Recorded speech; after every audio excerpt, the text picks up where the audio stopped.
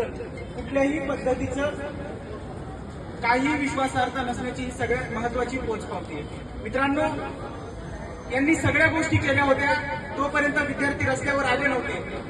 यांनी आमदार फोडले, खासदार फोडले, यांनी नको ते भ्रष्टाचार केले, विद्यार्थ्यांनी ब्रश सुद्धा काढला नाही.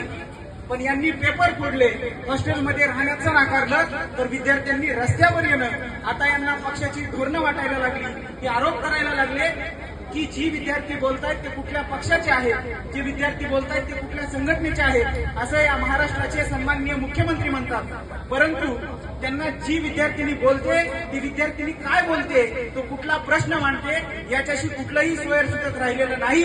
आणि म्हणून या देशामधला आदिवासी असेल, या देशामधला दलित असेल, या देशामधला बहुजन असेल, या सगळ्यांना एकंदरीत शिक्षणाच्या गंगेतनं बाहेर फेकायचं आणि विशिष्ट समाजाची मुठभर लोकांची मक्तेदारी या शिक्षण व्यवस्थेवरती कायम ठेवायची, ही एकंदरीत असलेली धोरणं मनुस्मृतीचं पुन्हा एकदा अनुकरण करण्याचं काम हे भाजपा आणि महायुतीचं सरकार करतंय. त्यांना कुठलंही विद्यार्थ्यांच्या प्रश्नावर असेल, युवकांच्या प्रश्नावर असेल, शेतकऱ्यांच्या प्रश्नावर असेल, कुठलंही सोयरसुतत राहिलेलं नाही. आणि म्हणून आज खऱ्या अर्थाने आपण आपल्या मूलभूत प्रश्नांवरती या सरकारला दखल घ्यायला भाग पाडण्यासाठी 15 दिवस आपण उपोषण करतोय. आणि त्या उपोषणाला खऱ्या अर्थाने पाठिंबा हा फक्त पुणे नव्हे, पुणे जिल्हा नव्हे, तर संबंध महाराष्ट्रात येतोय. तुम्हाला जरी या ठिकाणी कमी लोक वाटत असतील तरी सर्व सोशल मीडिया असेल आणि इलेक्ट्रॉनिक मीडिया असेल, या सर्वांच्या माध्यमातून हे आंदोलन आता जनमानसापर्यंत गेलेलं आहे. आणि म्हणून मी खऱ्या अर्थाने तुम्हाला विश्वासार्हता देऊ इच्छितो की ले मशाले चल पडे अब लोग मेरे गाव के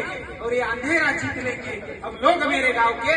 खऱ्या अर्थाने हे अंधेरा जिंकण्याची लढाई आपण आता टप्प्यापर्यंत आणलेली आहे. फक्त मला असं वाटतं की कायम सरकारचं फोडा आणि जोडाचं जे राजकारण आहे ते इथं सुद्धा अवलंबलं जाणार. आपलं शिष्टमंडळ असेल, आपल्यातली एकजूट असेल, ही फोडण्यासाठी विविध प्रयत्न सरकारच्या माध्यमातून केली जातील. पण त्याला जर उत्तर द्यायचं असेल तर मित्रांनो, तुम्हा आम्हाला एक गोष्ट लक्षात घ्यावी लागेल की हे जरी आंदोलन 4, 5, 15, 20 दिवस चालत असलं तरी या आंदोलनाच्या मागे वैचारिक भूमिका लागतात. या आंदोलनाच्या मागे चळवळीची ताकद लागते आणि त्या चळवळीची ताकद काय असते हे जर दाखवून द्यायचं असेल तर महाराष्ट्राचं राजकारण जेव्हा पैशाच्या भोवती फिरत होतं तेव्हा महाराष्ट्राचं राजकारण हे विचारांच्या भोवती फिरवणारा आणि आदिवासींच्या प्रश्नावरती फिरवणारा, डहाणूतून निवडून येणारा विनोद निकोले नावाचा आमदार, ही चळवळीची ताकद आहे.